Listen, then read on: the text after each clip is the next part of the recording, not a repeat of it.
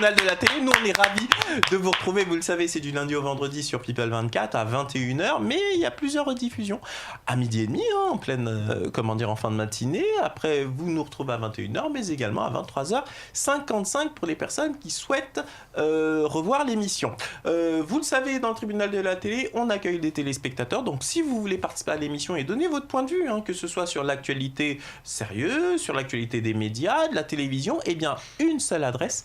Vous allez du côté du site internet de la chaîne à l'adresse www.people24.tv et ensuite, vous allez dans la rubrique casting. Et là, vous sélectionnez le tribunal de la télé. N'hésitez pas dans votre message à nous indiquer de quel sujet vous aimeriez parler avec nous.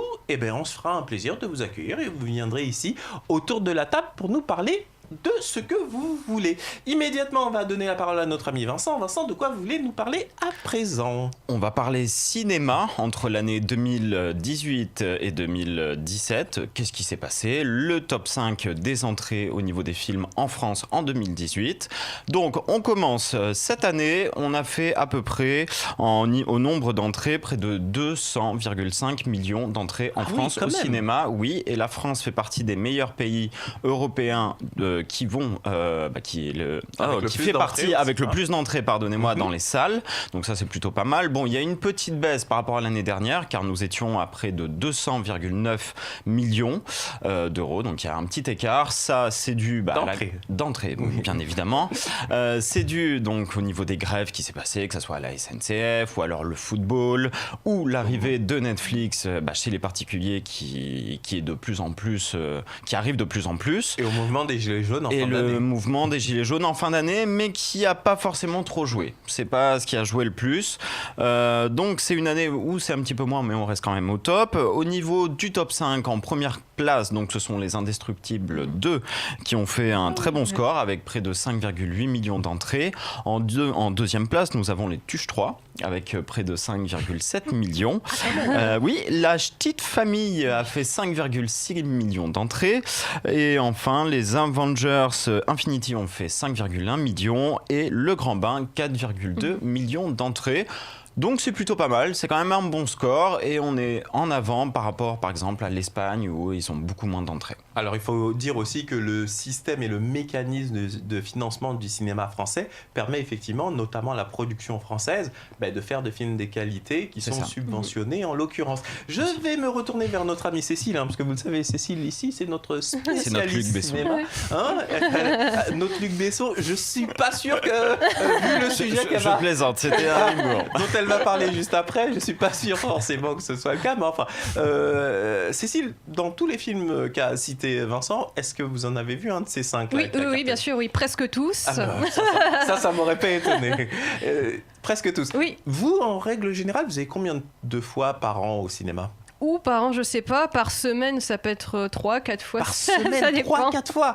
Quand vous dites 200 millions d'entrées, grosso modo, c'est 3 entrées par Français en moyenne. C'est exactement ça, j'allais le dire, c'est la moyenne. 3 par semaine, donc vous voyez qu'elle est largement... Elle a l'abonnement. Vous voyez tous les films, les principaux films qui sortent. C'est ça, oui, tout ce qui me plaît, oui, c'est ça. Bon, cette semaine, c'était quoi ?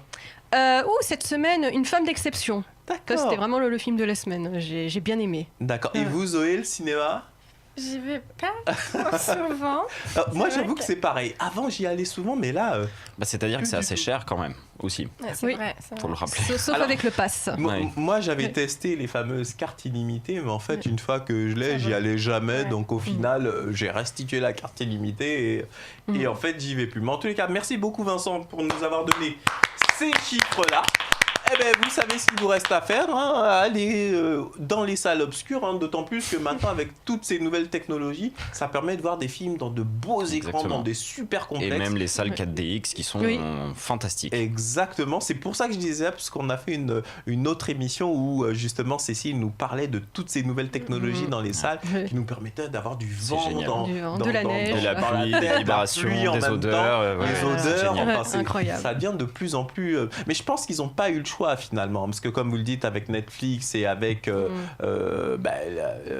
téléchargement illégal, si on trouvait pas comme ça des astuces pour donner justement l'envie d'aller au cinéma et de vivre ça comme une vraie expérience, je pense pas qu'on aurait. Je suis d'accord avec vous. Maintenant, c'est un certain coût quand même. Je pense qu'on ne peut pas se permettre d'y aller tout le temps. Mais je suis d'accord avec vous, c'est très très intéressant. C'est clair pour une famille de 4 personnes, papa, maman et 2 enfants, c'est vrai que ça commence à représenter un budget. Parce que maintenant, la place, elle a combien exactement? C'est 12 euros.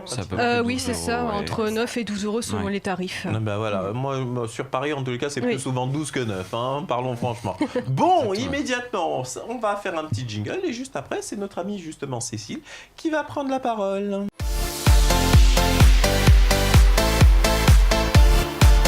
Eh bien, on est toujours là, tranquillement installés. Vous êtes bien dans le tribunal de la télé et je vous rappelle que vous pouvez nous rejoindre, chers amis téléspectateurs. Pour ce faire, c'est très simple. Vous allez du côté du site internet de la chaîne à l'adresse www.people24.tv. Vous allez dans la rubrique casting, comme on le disait tout à l'heure, et vous allez vous sélectionner ensuite le casting qui correspond à l'émission Le Tribunal de la télé. On se fera un plaisir de vous recevoir ici immédiatement. Je vais donc donner la parole à notre amie Cécile. Cécile, de quoi vous voulez nous parler à présent? Oui, donc de l'actrice San Van Roy, actrice belgeo-néerlandaise, qui a porté plainte en mai dernier, en 2018, contre Luc Besson pour viol. Donc cette semaine, elle a accepté de parler à visage ouvert en témoignage à l'équipe de BFM TV et de livrer, selon ses propos, ses paroles, un témoignage assez glaçant sur Luc Besson, un réalisateur que tout le monde connaît, tellement ses films sont cultes. Alors, si vous le permettez, avant de vous laisser poursuivre, on va regarder un extrait de ce reportage de BFM. Celle qui accuse Luc Besson de viol accepte pour la première fois de parler à visage découvert. Sand Van Roy le rencontre fin 2015 lors d'un casting. S'ensuivent 2 années de relations complexes. Aux enquêteurs, elle affirme avoir subi pendant cette période 4 relations sexuelles non consenties et parfois violentes, comme cette nuit au Bristol le 17 mai dernier. J'ai dit arrête, tu me fais mal. Il s'est pas arrêté. Vous lui avez dit non, vous lui avez dit arrête. J'ai dit arrête. Et pour moi, il était sadique. Parce que il savait que ça faisait mal. Il a vu que je pleurais. Il a entendu à ma voix que je pleurais. J'étais désespérée, je ne savais plus quoi faire. Et il continue. Le lendemain, elle porte plainte et aux urgences médico-légales, les médecins constatent une ecchymose à l'œil et des marques dans le dos. Des accusations de viol et de violence démenties par le réalisateur. Dans le sillage de Sand Van Roy, 8 autres femmes témoignent dans la presse. Oui, ben voilà, donc son témoignage. Donc Cécile, je vous redonne la parole, je vous laisse poursuivre. Oui, moi ce qui m'a vraiment interpellée dans ces paroles, moi ça m'a l'air authentique. On verra la suite de l'affaire lorsqu'elle a dit « arrête, tu me fais mal », mais non, il a continué, c'est un sadique. Alors, je vais dire quelque chose qui est absolument pas politiquement correct. Moi, je pense qu'il faut préserver la présomption d'innocence. Il ne faut pas non plus attribuer une présomption de culpabilité. Vous l'avez dit, c'est une actrice, d'accord ? Oui. Je ne dis pas que... parce que vous avez dit, elle me semble profondément honnête. Moi, j'étais pas là personnellement, donc la justice va bien évidemment suivre son cours.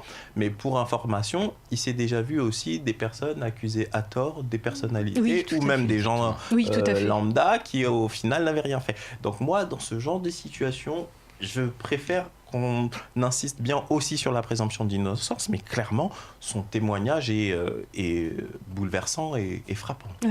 Oui, voilà, c'est exactement ce que je voulais dire. Et juste après, 8 autres femmes ont plus ou moins témoigné de comportements sexuels inappropriés.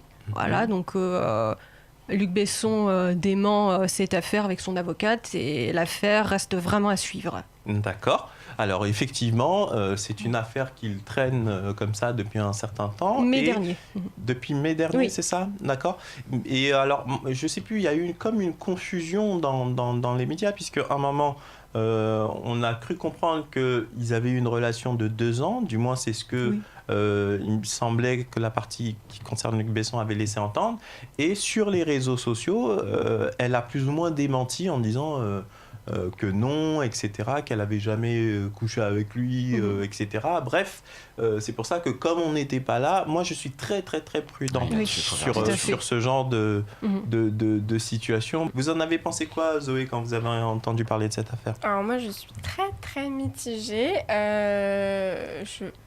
Je pense que cette femme ment. Après, je ne peux pas effectivement dire quoi que ce soit, parce que peut-être que c'est vrai, j'en sais rien. Moi, je pense plus que c'est pour lui soutirer de l'argent. Mais ensuite, comme je vous dis, je peux rien... Alors, c'est très intéressant ce que vous dites. Alors, nous, on est les hommes, là, donc du coup, on se fait tout petit. Vous êtes 2 femmes, il y en a une qui a plutôt tendance à croire...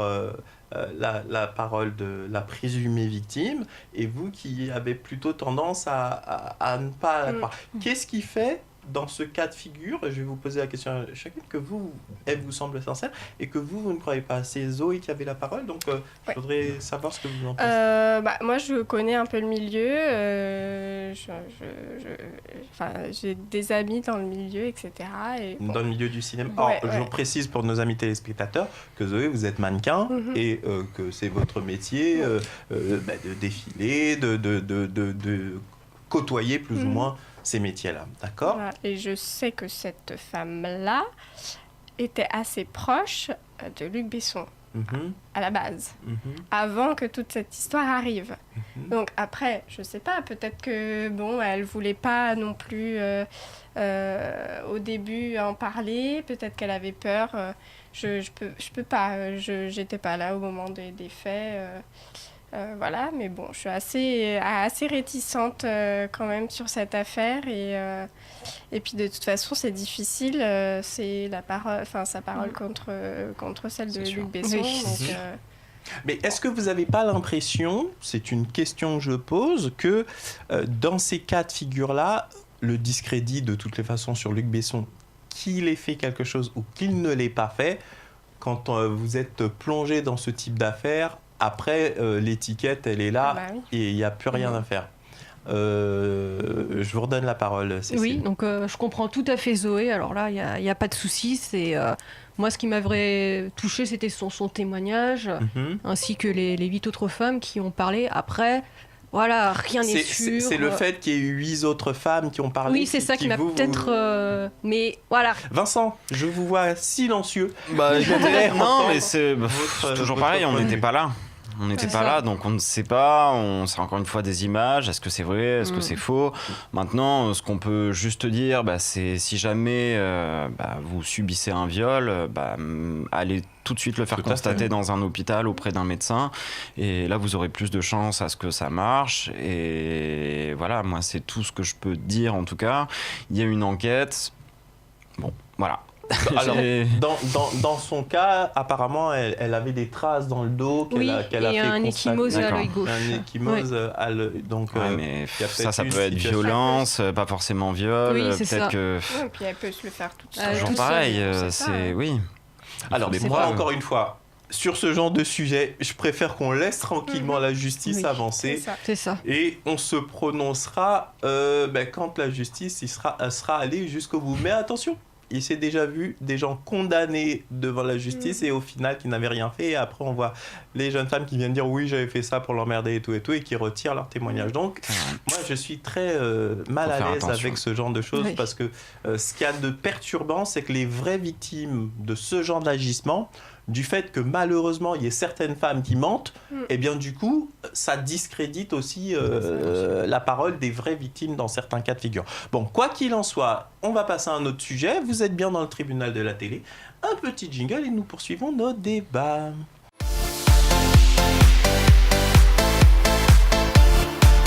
Et oui, on est là, tranquillement installé dans le tribunal de la télé. Vous connaissez le principe, on bavarde comme ça avec nos amis autour de la table. Et vous, téléspectateurs, vous pouvez également nous rejoindre. Vous pouvez réagir également sur les réseaux sociaux en tapant le hashtag qui s'affiche actuellement sur votre écran, le tribunal de la télé. Et vous nous rejoignez, on débattra, que ce soit de l'actualité politique, de l'actualité de la télévision. On a un plateau ouvert à nos téléspectateurs. Immédiatement, on va donner la parole à notre amie Zoé. Zoé, de quoi vous voulez nous parler à présent ? Alors, de cette image des Golden Globes, alors pas cinéma, mais un coup de pub pour une marque d'eau minérale. Et en fait, cette jeune femme qui s'est incrustée sur toutes les photos des célébrités avec son plateau, avec les bouteilles d'eau.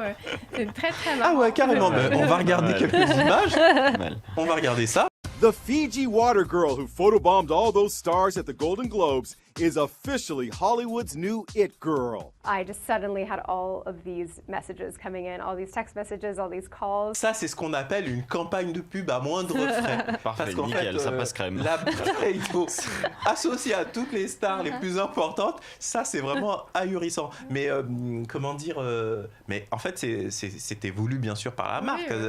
Non, mais c'est un truc de fou. Ça serait intéressant. Une mannequin canadienne, et donc sur toutes les photos, elle s'incruste comme vous avez vu. Et puis c'est surtout qu'elle fait ça naturellement, comme si elle ne voulait pas être sur la photo. Mais comment Ah ouais, non, mais ça c'est trop fort. Mais comme le truc qui est assez fortiche aussi, c'est que comment elle a eu les accréditations à chaque fois pour se retrouver dans tous ces endroits aussi. Peut-être qu'elle était habillée comme une hôtesse et qu'on a dû penser que c'était l'hôtesse de la cérémonie et voilà, et que c'est passé crème, hein, ça peut.